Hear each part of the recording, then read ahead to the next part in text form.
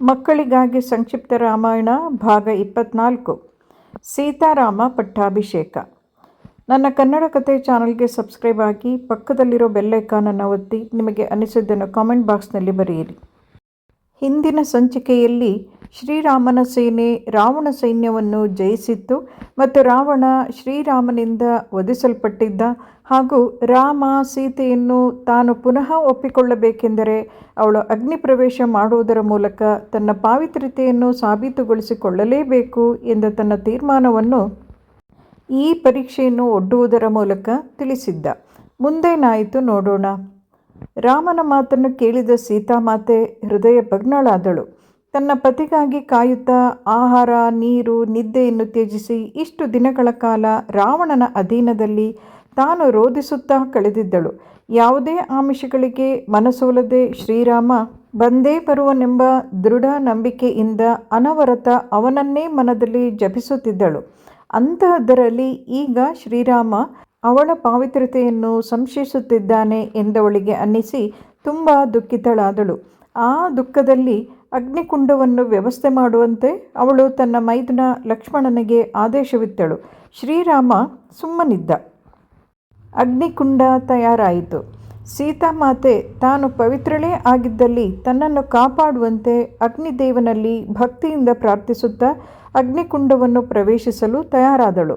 ಅವಳ ಈ ಪರಿಸ್ಥಿತಿಯನ್ನು ಆಕಾಶದಿಂದ ವೀಕ್ಷಿಸುತ್ತಿದ್ದ ಬ್ರಹ್ಮ, ಶಿವ, ಇಂದ್ರ, ವರುಣ, ಯಮ, ಕುಬೇರ ಮುಂತಾದ ದೇವತೆಗಳು ಕೆಳಗಿಳಿದು ಬಂದು ರಾಮನಲ್ಲಿ, ರಾಮಚಂದ್ರ, ನೀನು ಮಾಡುತ್ತಿರುವುದೇನು? ಜಗತ್ತಿನ ದೊರೆ ನೀನು, ಬುದ್ಧಿವಂತರಲ್ಲಿ ಬುದ್ಧಿವಂತನಾದ ನೀನು ಅದು ಹೇಗೆ ಸಾಮಾನ್ಯ ಮಾನವನಂತೆ ವರ್ತಿಸುತ್ತಿರುವೆ? ಸೀತಾಮಾತೆ ಅಗ್ನಿ ಪ್ರವೇಶ ಮಾಡುತ್ತಿರುವುದನ್ನು ನೋಡುತ್ತಾ ಸುಮ್ಮನೆ ನಿಂತಿರುವೆಯಲ್ಲ, ನಿಲ್ಲಿಸು ಈ ಅನ್ಯಾಯವನ್ನು ಎಂದರು. ಬ್ರಹ್ಮ, ಶ್ರೀಮನ್ನಾರಾಯಣ ಮತ್ತು ಲಕ್ಷ್ಮೀದೇವಿಯರಾದ ನೀವಿಬ್ಬರು ಅನುಮಾನ ಅಪನಂಬಿಕೆಗಳಿಗೆ ಅತೀತನಾದವರಲ್ಲವೇ? ನಿನಗಿದು ಸೂಕ್ತವಲ್ಲ ಅನ್ನುವಷ್ಟರಲ್ಲಿ ಅಗ್ನಿ ಪ್ರವೇಶ ಮಾಡಿದ್ದ ಸೀತಾಮಾತೆಯನ್ನು ನಿಧಾನವಾಗಿ ಮೇಲೆತ್ತಿಕೊಂಡು ಬಂದ ಅಗ್ನಿದೇವ, ರಾಮಚಂದ್ರ, ಸೀತಾಮಾತೆ ಪವಿತ್ರಳು, ಅವಳನ್ನು ಯಾವುದೇ ಅನುಮಾನವಿಲ್ಲದೆ ಒಪ್ಪಿಸಿಕೋ ಎಂದ. ಶ್ರೀರಾಮ ಎಲ್ಲರ ಮಾತು ಕೇಳಿ ಮುಗುಳ್ನಗುತ್ತಾ ಸೀತೆಯನ್ನು ಬರಮಾಡಿಕೊಂಡ. ಈ ರೀತಿ ಶ್ರೀರಾಮ ಜಗತ್ತಿನ ಎದುರು ಸೀತಾಮಾತೆ ಎಂತಹ ಪವಿತ್ರಳು, ಶ್ರೇಷ್ಠಳು ಎಂಬುದನ್ನು ಸಾಬೀತುಗೊಳಿಸಿದ್ದ. ಇದನ್ನು ಅರಿತ ದೇವತೆಗಳು ಅವರಿಬ್ಬರಿಗೂ ಶುಭ ಹಾರೈಸಿ ಅಲ್ಲಿಂದ ಹೊರಟರು. ಸೀತಾಮಾತೆಗೂ ಕೂಡ ಅರ್ಥವಾಗಿದ್ದರಿಂದ ಸಂತೋಷದಿಂದ ತನ್ನ ಪತಿಯನ್ನು ಸೇರಿಕೊಂಡಳು. ಪ್ರತಿಯೊಬ್ಬರೂ ಈಗ ನಿರಾಳವಾಗಿದ್ದರು. ಇಷ್ಟೆಲ್ಲ ಆಗುವಾಗ ಶ್ರೀರಾಮನ ವನವಾಸದ ಅವಧಿ ಮುಗಿದು ಹೋಗಿತ್ತು. 14 ವರ್ಷಗಳು ಕಳೆದಿದ್ದವು. ಈ ಅವಧಿಯಲ್ಲಿ ಶ್ರೀರಾಮನಿಂದ ಅನೇಕ ಉನ್ನತ ಕಾರ್ಯಗಳು ನಡೆದಿದ್ದವು. ಅನೇಕ ಅನ್ಯಾಯ ಅನೀತಿಗಳು ತಡೆಯಲ್ಪಟ್ಟಿದ್ದವು. ಅನೇಕರಿಗೆ ನ್ಯಾಯ ದೊರಕಿತ್ತು. ಜಗತ್ತು ಅನೇಕ ಕ್ರೂರ ರಾಕ್ಷಸರಿಂದ ಮುಕ್ತಗೊಂಡಿತ್ತು. ಶ್ರೀರಾಮ ಈಗ ಸೀತಾಮಾತೆ ಹಾಗೂ ಲಕ್ಷ್ಮಣರೊಂದಿಗೆ ಹಿಂತಿರುಗಿ ಅಯೋಧ್ಯೆಯತ್ತ ಹೊರಡಬೇಕಾಗಿತ್ತು. ತನ್ನ ಇಡೀ ವಾನರ ಸೇನೆಗೆ ಕೃತಜ್ಞತೆಯನ್ನು ತಿಳಿಸಿ, ವಿಭೀಷಣನಿಗೂ ತಿಳಿಸಿ, ಸುಗ್ರೀವ ಮತ್ತು ಹನುಮಂತರನ್ನು ತನ್ನೊಂದಿಗೆ ಕರೆದುಕೊಂಡು ಶ್ರೀರಾಮ ಪುಷ್ಪಕ ವಿಮಾನದಲ್ಲಿ ಹೊರಟ. ವಿಭೀಷಣನಾಗಲೇ ಪುಷ್ಪಕ ವಿಮಾನವನ್ನು ಸಿದ್ಧಗೊಳಿಸಿಟ್ಟಿದ್ದ. ದಾರಿಯಲ್ಲಿ ಶ್ರೀರಾಮ, ಸೀತೆ, ಲಕ್ಷ್ಮಣರು ಕಾಡಿನಲ್ಲಿ ತಾವು ತಂಗಿದ್ದ ಸ್ಥಳಗಳನ್ನು ಗುರುತಿಸುತ್ತಿದ್ದರು. ಸೀತೆಗಾಗಿ ತಾನು ಮತ್ತು ಲಕ್ಷ್ಮಣ ಕಾಡಿನಲ್ಲಿ ಅಲೆದಾಡಿದ ಪ್ರದೇಶಗಳನ್ನು ತೋರಿಸಿ ತಮ್ಮ ಅನುಭವವನ್ನು ಶ್ರೀರಾಮ ಸೀತೆಗೆ ಹೇಳುತ್ತಿದ್ದ. ಎಲ್ಲರೂ ತಮ್ಮ 14 ವರ್ಷಗಳ ಅನುಭವವನ್ನು ಮೆಲುಕು ಹಾಕುತ್ತಾ ಪ್ರಯಾಣಿಸಿದರು. 14 ವರ್ಷಗಳು ಚಿಟಿಕೆ ಹೊಡೆಯುವಷ್ಟರಲ್ಲಿ ಕ್ಷಣ ಮಾತ್ರದಲ್ಲಿ ಕಳೆದು ಹೋದಂತಹ ಅನಿಸಿಕೆ ಈಗವರಲ್ಲಿ. ಅಯೋಧ್ಯೆಯನ್ನವರು ತಲುಪಿದಾಗ ಅಲ್ಲಿ ಪ್ರತಿಯೊಬ್ಬರೂ ಕಾತರದಿಂದ ಅವರಿಗಾಗಿ ಕಾಯುತ್ತಿದ್ದರು. ಇಡೀ ರಾಜ್ಯವೇ ಅವರಿಗಾಗಿ ಪ್ರೀತಿಯಿಂದ ಕಾಯುತ್ತಿತ್ತು. ದೀರ್ಘಕಾಲದ ನಂತರ ತಮ್ಮವರನ್ನೆಲ್ಲ ಸೇರಿದ ಉದ್ವೇಗ, ಸಂತೋಷ ಇವರಲ್ಲಿ ಕೂಡ. ಕೌಶಲ್ಯ, ಕೈಕೇಯಿ, ಸುಮಿತ್ರೆಯರು ಮೂವರನ್ನು ಪ್ರೀತಿಯಿಂದ ಬರಮಾಡಿಕೊಂಡರು. ಅವರೆಲ್ಲರ ದುಃಖದ ಅವಧಿ ಮುಗಿದು ಹೋಗಿತ್ತು. ರಾಜಗುರು ವಶಿಷ್ಠರು ಕೂಡ ಈ ಸಂದರ್ಭಕ್ಕಾಗಿಯೇ ಕಾಯುತ್ತಿದ್ದವರು ಪ್ರೀತಿಯಿಂದ ಅಪ್ಪಿಕೊಂಡರು.